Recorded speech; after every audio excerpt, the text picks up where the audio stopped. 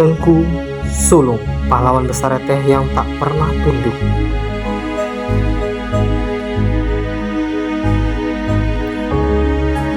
Di awal abad ke-19, tepatnya di Lingga, Kepulauan Riau, lahirlah seorang anak yang kelak akan menjadi simbol perlawanan terhadap penjajah Belanda. Namanya Tengku Sulung, putra dari pernikahan Tok Luhus, seorang panglima perang yang juga bajak laut dengan Raja Maimunah, putri Sultan Yahya dari Kesultanan Siak. Tengku Sulung adalah cucu Sultan Yahya, Sultan Siak terakhir dari keturunan Raja Kecil. Darah bangsawan Melayu mengalir deras dalam nadinya, memberinya kehormatan dan tanggung jawab terhadap tanah airnya. Sejak kecil, Tengku Sulung dididik dengan ajaran Islam yang kuat oleh keluarganya.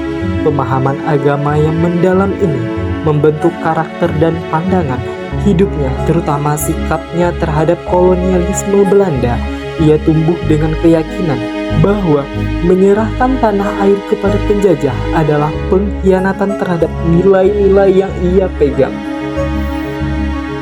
Pada masa remaja, Tengku Sulung mengikuti jejak ayahnya menjadi bajak laut. Ia berlayar hingga ke Kalimantan, mengarungi lautan lepas dan mempelajari seni perang di laut.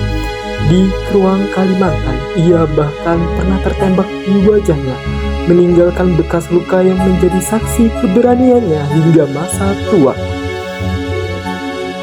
Bersama sahabatnya Encik Montel, Tengku Sulung menjadi pemimpin bajak laut yang tersohor dan menetap di Kalimantan. Namun, kehidupan sebagai bajak laut akhirnya berakhir ketika ia tertangkap dan kemudian diampuni oleh Komisaris Dubus de Dionysius. Sebagai syarat pengampunan, ia harus melepaskan kehidupan membajak dan menetap di sepanjang Sungai Reteh. Setelah meninggalkan kehidupan kelamnya, Tengku Sulung menetap di Reteh, Riau. Disinilah perjalanan hidupnya sebagai pahlawan dimulai.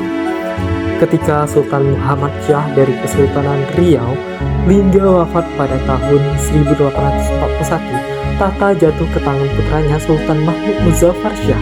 Tengku Sulung ditunjuk sebagai Panglima Besar Reteh pada masa pemerintahan Sultan Mahmud Muzaffar Syah.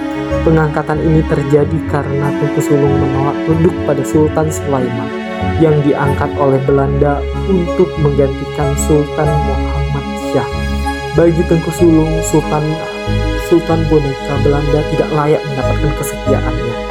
Di Kota Baru Hulu, Pulau Kijang, sekitar 16 mil dari Pulau Kijang, Tengku Sulung membangun benteng pertahanan.